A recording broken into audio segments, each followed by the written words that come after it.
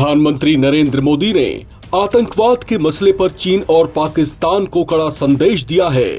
PM Modi ने कहा कि भारत इस तरह के मुद्दों पर डबल स्टैंडर्ड्स बर्दाश्त नहीं करेगा।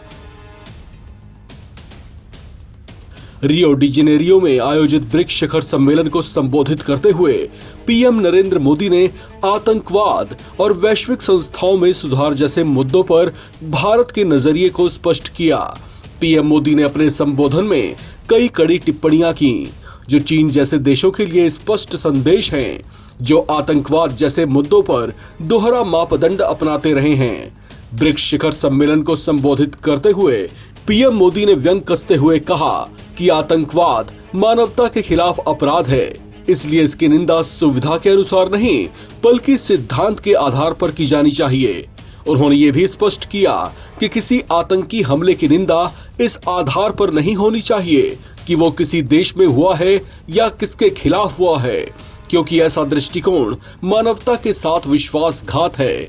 उन्होंने हाल ही में जम्मू कश्मीर के पहलगाम में हुए आतंकी हमले का हवाला देते हुए इसे न केवल भारत बल्कि पूरी मानवता पर हमला बताया।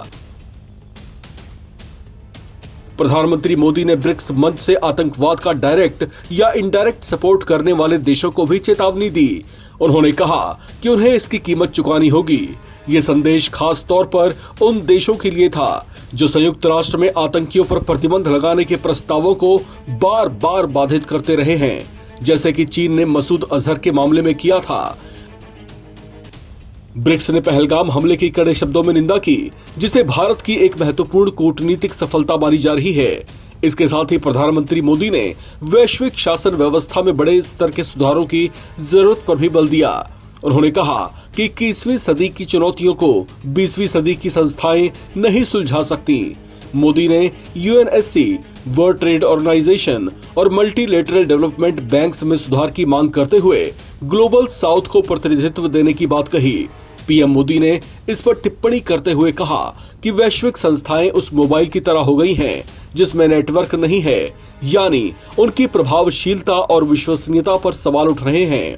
पीएम मोदी ने कहा कि भारत बुद्ध और गांधी की धरती है जो युद्ध और हिंसा का समर्थन नहीं कर सकता। आपको बता दें कि ब्रिक्स में पहलगाम हमले की निंदा और यूएनएससी में सुधार के लिए बड़ा समर्थन मिलना भारत के लिए दो महत्वपूर्ण कूटनीतिक उपलब्धियां रहीं। इस खबर में फिलहाल इतना ही। बाकी अपडेट्स के लिए आप बने रहें नव भारत टाइम्स के साथ।